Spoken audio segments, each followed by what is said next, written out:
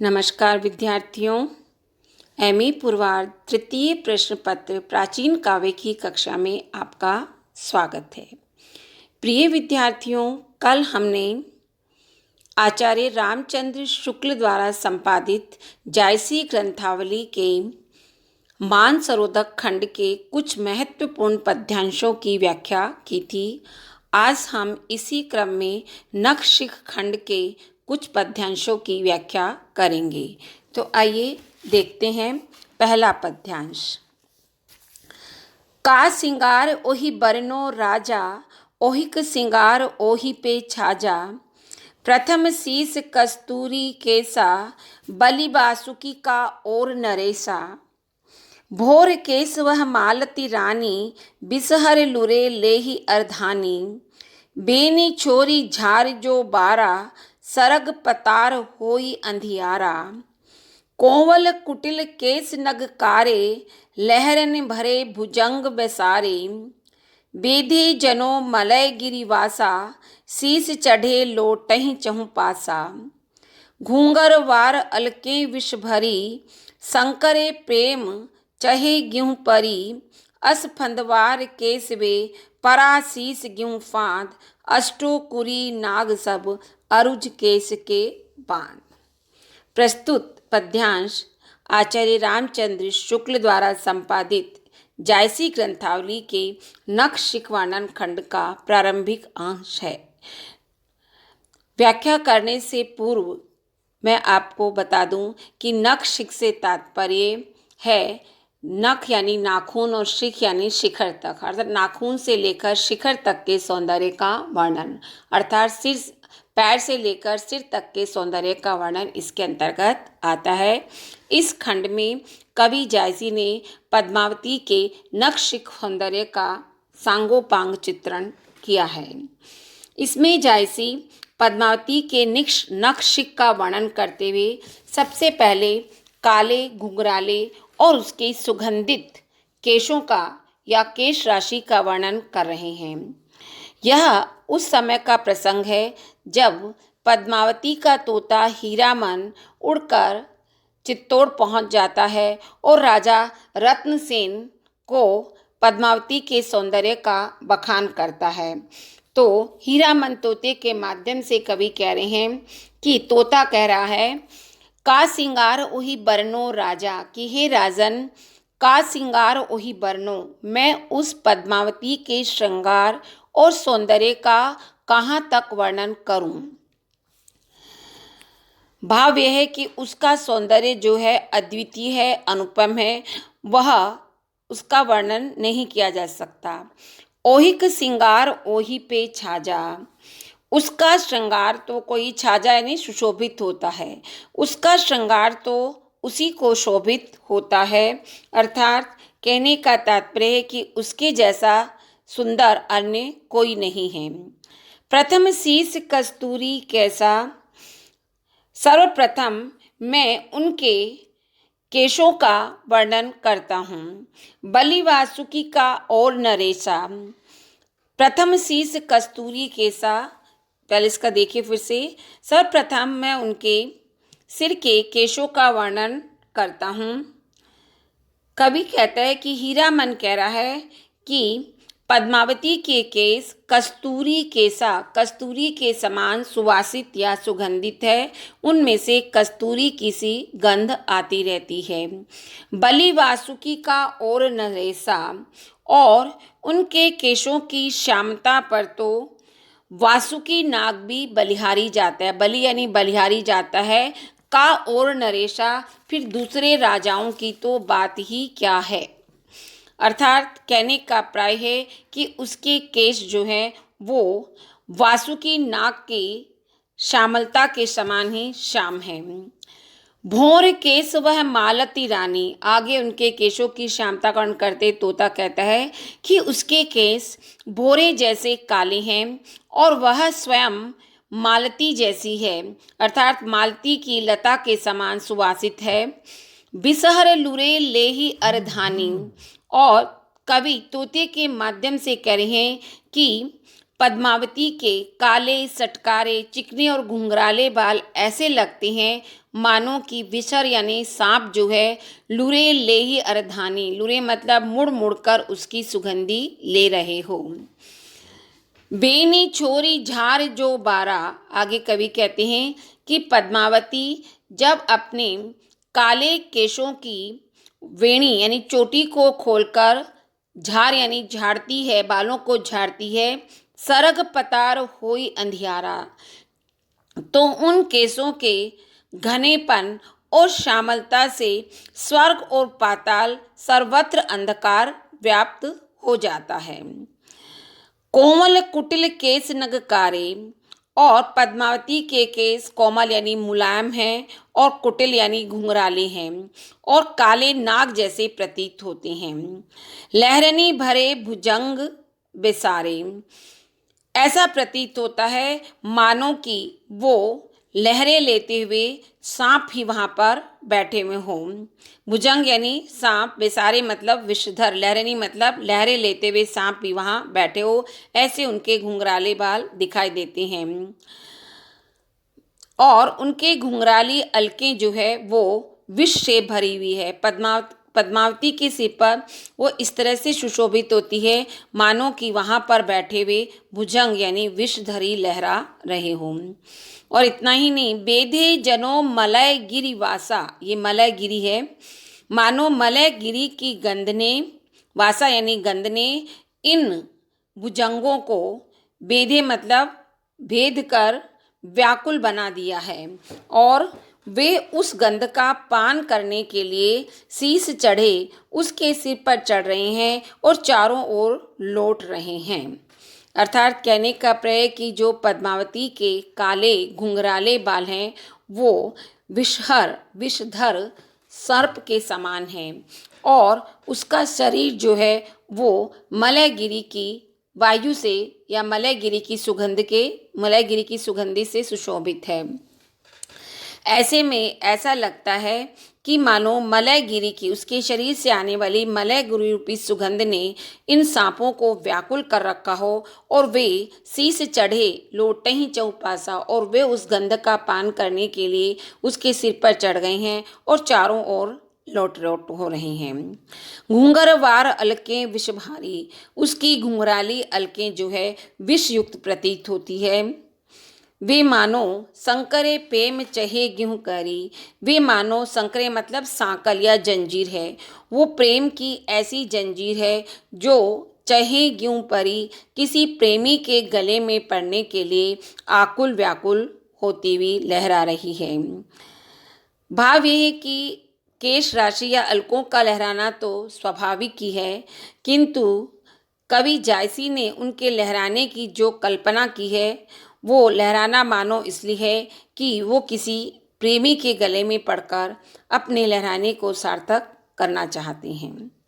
अंत में कवि जायसी कहते हैं, अस फंदवार केस वे, कि पद्मावती के केस ऐसे फंदवार अर्थात फंदे में डालने वाले हैं कि परासीस ग्यूं बांध, कि उन्होंने दूर रहकर भी राजा रतन सेन के गले में फांद यानी फंदा, ग्यू मतलब गले में डाल दिया है। और इतना ही नहीं, अष्टोकुरी नाग सब अरुज केस के बांध, और इन केशों के बंधन में 8 कुलों के नाग जो हैं वो उलझ कर बंदी बन गए हैं। उलझ मतलब उलझ कर, बांध यानी बंदी, अष्टोकुरी मतलब 8 कुलों के नाग इन में उलझकर बंदी हो गए हैं। भाव यह है कि इन केशों की विष भरी शक्ति जो है वो 8 कुलों के भयंकर नागों की विष की शक्ति से भी अधिक भयानक व प्रभावी प्रतीत होती है। अब हम देखते हैं विशेष में हम देखेंगे कि इसमें कवि ने किन किन कोमल कुटिल केस नगकारे में अनुप्रास अलंकार का प्रयोग हुआ है। तो कस्तूरी केसा बल में उपमा अलंकार का भी प्रयोग हुआ है। तीसरी पंक्ति भोर केसव मालती रानी में भी उपमा अलंकार है। चौथी पंक्ति बेनी छोरी झार जो बारा सरग पतार होई अंधियारा अतिशोक्ति अलंकार का अच्छा उदाहरण है। बेधे जनो मलय गिरिवासा में उत्प्रेक्षा अलंकार का प्रयोग हुआ है। और ओही क संगार ओही पे साजा कहकर में कवि ने अनन्वय अलंकार का प्रयोग किया है। तो इस प्रकार से इसमें उपमा, रूपक, उत्प्रेक्षा, अतिशयोक्ति आदि अलंकारों का प्रयोग हुआ है। ओही पे साजा में कवि ने पद्मावती की दिव्यता की ओर संकेत किया है। इससे स्पष्ट होता है कि इसकी सौंदर्य, पद्मावती का सौंदर्य जो है वो अद्वितीय है और अलौकिक है। उसके जैसा सौंदर्य किसी का भी नहीं है। और बेनी चोरी झार जो बारा जो है वो अतिशयोक्ति अलंकार का अच्छा उदाहरण है। ऐसा करके कवि ने एक प्रकार से पद्मावती के विराट रूप की व्यंजना की है, अर्थात जहाँ पद्मावती को परमात्मा स्वरूप माना है वहाँ उसके विराट रूप की व्यंजना की है। यहाँ पर कवि की रहस्यवादी भावना भी उजागर हुई है। और पद्मावती के केशों का जो वर्णन किया गया है वह सूफी कवियों की वर्णन पद्धति के आधार पर ही किया गया है। अगला पद्यांश देखिए। नैन बांक सरी पूज न कोहू मान समुद अस उलथही दोहू राते कंवल अरही अली भवा घूमही माति चहे उपसवा उठई तुरंग लेहि नहीं बागा चाहे उलथी गगन कह लागा पवन झकोरही देहि हलोरा सुरग लाई भुई लाई बहोरा जग डोले डोलत नैनाहा उलटी अडार चाह पल माहा जबई फिराव गगन गही बोरा असवे भंवर चक्र के जोरा समुद हिडोर करही जनु झूले खंजन लुरही मृग जनु भूले।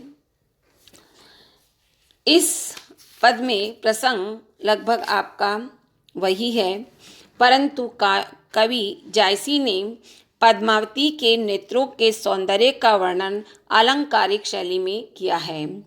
कवि कहते हैं कि नैन बांक सरि पूज न कोई, कि पद्मावती के नेत्र इतने वक्र है, बंकिम है। सरि पूज न को मतलब कोई उसकी समानता नहीं कर सकता। मान समुद अस उलथही दो, और वो दोनों नेत्र ऐसे प्रतीत होते हैं मानो कि मान सरोवर ही उलट पड़ा हो, उमड़ पड़ा हो। उलथे मतलब उमड़ पड़ा हो, दो यानी दोनों नेत्र, मान समुद्र मतलब मानो कि मान समुद्र ही उमड़ पड़ रहा हो। इतना ही नहीं, राते कंवल करही अली भावा, वे ऐसे प्रतीत होते हैं मानो कि लाल कमल पर, राते कंवल मतलब लाल कमल पर भोरे मंडरा रही हो। अली यानी भोरे, भवा मतलब भ्रमण कर रहे हो या मंडरा रहे हो। घूमही माती चही असुआ, घूमही माती मतलब मस्त या चंचलता से वो वहाँ पर मंडरा रही हैं। और ऐसे देखकर लगता है मानो चही उपसवा, कि कहीं उड़कर भाग जाने को तत्पर है। व्यंजना ये है कि वे अत्यधिक रागानुरागी हैं। इतना ही नहीं, वे नेत्र उठही तुरंग ले ही नहीं बागा, वे चंचल और चालाक घोड़ों के समान हैं जो ले ही नहीं बागा, जो कि बागडोर को नहीं लेते, अर्थात बागडोर का बंधन नहीं मानते, और न ही बागा और न ही किसी अन्य बंधन को स्वीकार करते हैं। चाहे उलथी गगन कह लागा, और वो नेत्र उलथी मतलब उछलकर गगन कह लागा यानी आकाश को स्पर्श करना चाहते हैं। पवन झकोर ही दे ही हिलोरा, इतना ही नहीं, उन नेत्रों के हिलने से वे वायु को भी झकझोर देते हैं तथा उसमें भी हिलोरे उत्पन्न कर देते हैं। पवन झकोरी मतलब नेत्रों के हिलने पर पवन में भी झकोरे देते हैं, उनमें हिलोरे उत्पन्न करती है। सुरग लाई भुई लाई बहोरा, और इतना ही नहीं, वे सुरग यानी स्वर्ग, भुई मतलब पृथ्वी को, और स्वर्ग को भी पृथ्वी पर उतार देते हैं। कवि कहता है कि जग डोले डोलत नहीं नाही, कि जब पद्मावती के नेत्र डोलते हैं, अर्थात जब पद्मावती अपने नेत्रों को फिराती है या हिलाती है तो यह सारा संसार डोलने लगता है। उलटी अडार चाह पल माहा, और वो पल भर में उलट कर आड़े होकर उड़ जाते हैं। अडार मतलब आड़े होकर, उलट कर पल भर में ही उड़ जाते हैं। जबहि फिराव गगन वही वोरा, और जबहि फिरा मतलब जब पद्मावती अपने उन नेत्रों को फिराती है तो ऐसा प्रतीत होता है कि आकाश को भी डुबा देगी। गगन मतलब आकाश, बोरा मतलब डुगा दोगी। असवे भावर चक्र के जोरा, और पद्मावती के ये दोनों नेत्र ऐसे प्रतीत होते हैं मानो कि समुद्र की लहरों में भंवर या भंवर रूपी चक्र उठ रहा हो। उन पद्मावती के नेत्रों में समुद्र हिडोर करही जनु झूले, नेत्रों की चंचलता में समुद्र की लहरें भी हिंडोरे यानी झूले खाती है। उन्हें देखकर ऐसा लगता है खंजन लुरही मिरग जनु भूले, कि मानो खंजन लुरही मतलब दो खंजन पक्षी लड़ रहे हों, और ऐसा प्रतीत होता है कि उस सौंदर्य को देख करके मृग जनु भूले, मृग भी अपना रास्ता भूल गए हैं, अर्थात मृग भी उस पर मोहित होते हैं। अंतिम दोहे में कवि कहता है कि सुभर समुद्र असनैन दुई मानिक भरे तरंग, आवत तीर जाहि फिरी काल भंवर तिन संग, कि सुभर मतलब सुंदर, पद्मावती के नेत्र सुंदर सरोवर है, और नैन दुई पद्मावती के दोनों नेत्र एक सुंदर समुद्र है। माणिक भरे तरंग, और उसमें जो तरंगे उठती है तब माणिक के भरे वो चमक उठते हैं। आवत तीर जाही, और जो उसके किनारे आता है फिर काल भंवर सिंह, उसे वे अपने में समेट लेते हैं। आवत तीर जाही फिरी, कि जो भी उसके किनारे आते हैं उसी को अपने में लौटा लाते हैं, वे काल भंवर के सदृश हैं। ये तो था इसकी व्याख्या। अब विशेष में हम देखते हैं कि मान सरोदक उलथें दो, कहकर कवि ने पद्मावती के नेत्रों को मान सरोवर के समान बताकर उनकी पवित्रता, शीतलता और सुवासिता की ओर संकेत किया है। इसी प्रकार राते कमल करहि अली भंवा से तात्पर्य है कि मानसरोवर रूपी नेत्रों में जो रक्तिम डोरे उठ रहे हैं वो तो मानो लाल कमल है, और काली पुतलियां जो है वो भ्रमर के समान हैं। इसमें अतिशयोक्ति अलंकार का भी प्रयोग हुआ है। उठई तुरंग ले ही नहीं बागा। इसके अलावा उत्प्रेक्षा अलंकार, उपमा अलंकार, प्रतीप अलंकार आदि का भी इसमें प्रयोग हुआ है। प्रतीप अलंकार का प्रयोग यहाँ देखिए, पवन झकोरे ही दे ही हिलोरा, सुरग लाई मुई लाई बहोरा, कि ये स्वर्ग तक को पृथ्वी पर उतार सकने की क्षमता इसमें है। इसके अतिरिक्त अनुप्रास अलंकार आप देख सकते हैं। अंतिम पंक्ति में जहाँ जनु जनु मनु आया है वहाँ पर उत्प्रेक्षा अलंकार है। समुद्र हिडोर करहीं जनु भूले में उत्प्रेक्षा अलंकार का प्रयोग हुआ है। अगला देखिए,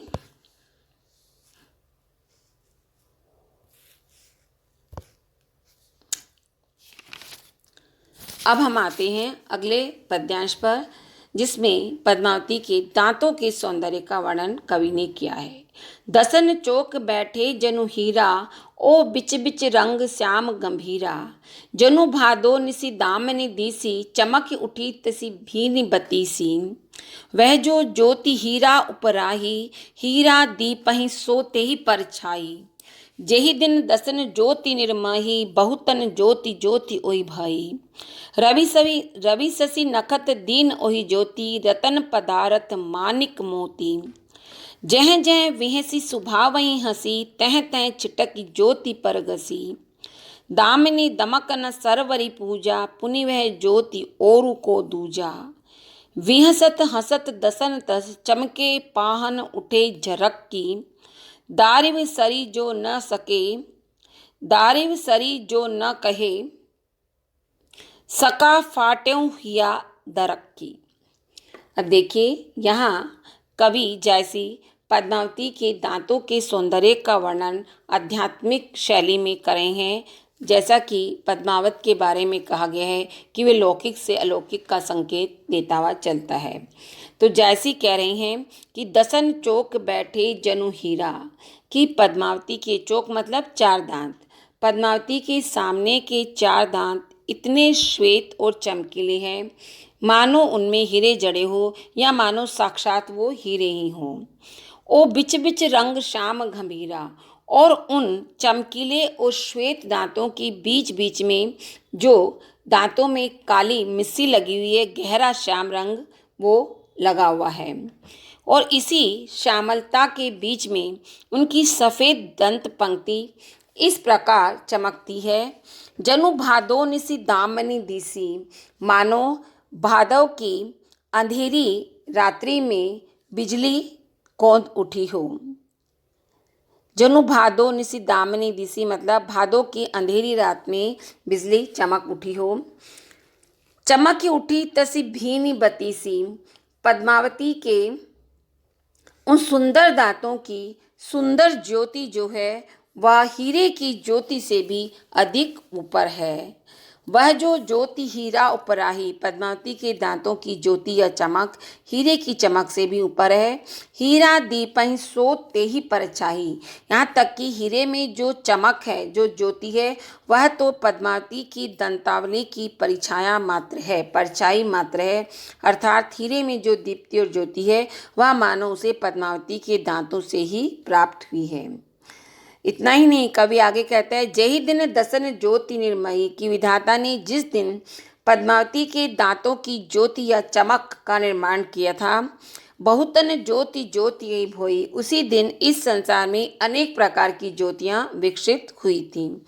भाव ये कि समस्त संसार की जो ज्योतियाँ हैं वो मानो पद्मावती रूपी परम ब्रह्म के दांतों से प्राप्त ज्योतियाँ ही हैं।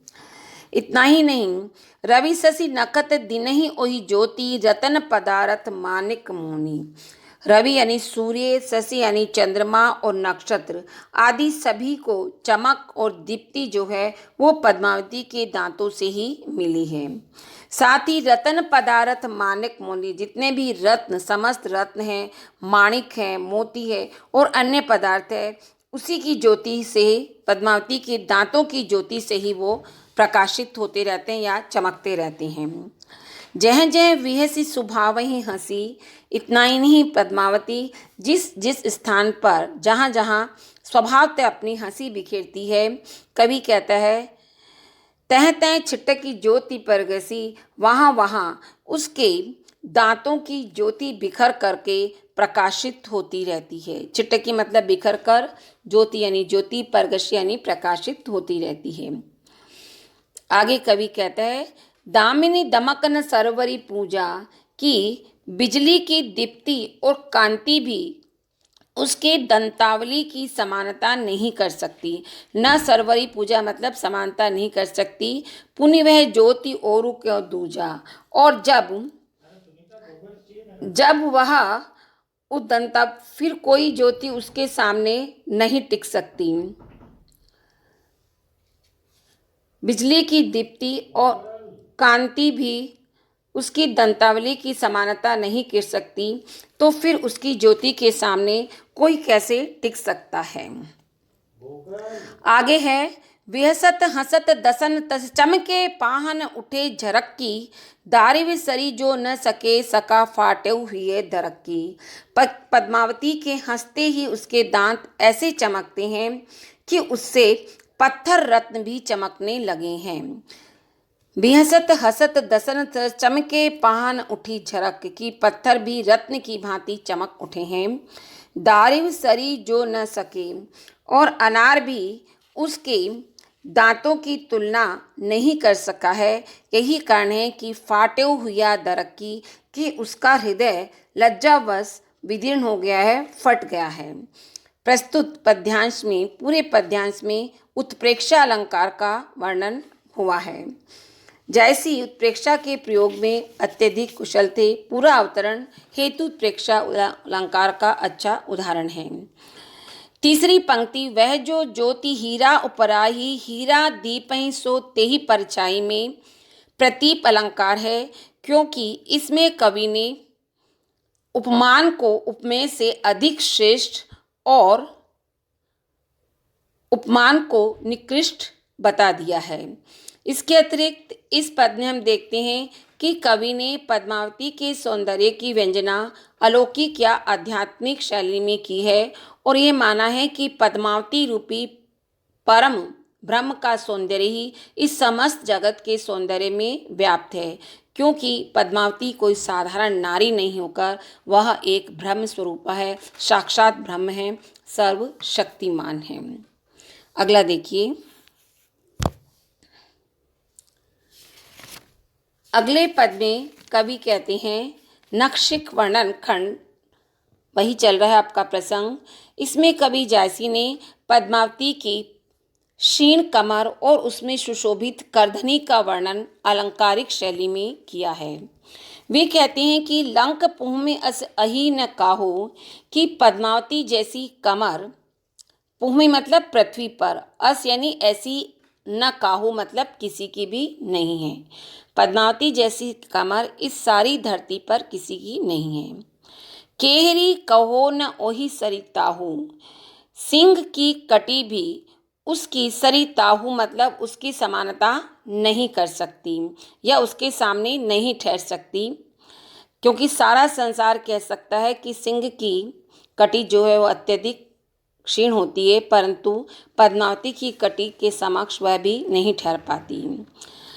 बर लंक बरने जग झीनी, संपूर्ण संसार, लंक बरने जग झीनी, जग यानी संपूर्ण संसार ये वर्णन करते हैं कि बर की कमर जो है वो अत्यंत झीनी यानी क्षीण और पतली होती है, किंतु ध्यान से देखें तो तेहिते अधिक लंक वह खीनी, कि पद्मावती की कमर जो है वो बर की कमर से भी अधिक पतली है।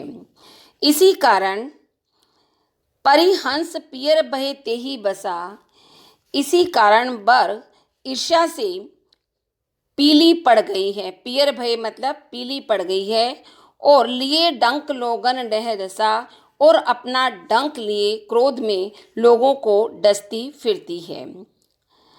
आगे कवि कहता है कि मानहु नाल खंड दुई भय, कि पद्मावती की कमर तो ऐसी है मानो कमल नाल के दो टुकड़े कर दिए गए हो।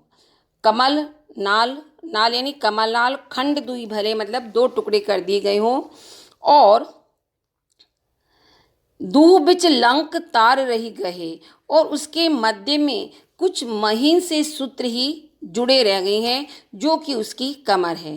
कहने का तात्पर्य कि पद्मावती की कमर जो है उन्हीं जो बीच में जुड़े रह गए हैं उन्हीं सूक्ष्म और पतले सूत्रों के समान है।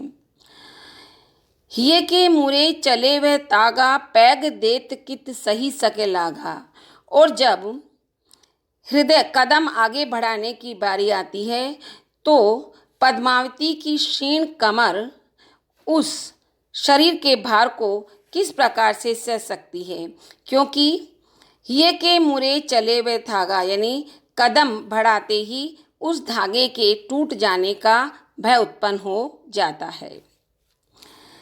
कवि जायसी कहते हैं कि ऐसी उस पतली कमर में क्षुद्र घंटिका मोह ही राजा, छोटी छोटी घंटियों वाली करधनी पड़ी है जो राजाओं को भी मोहित कर देती है।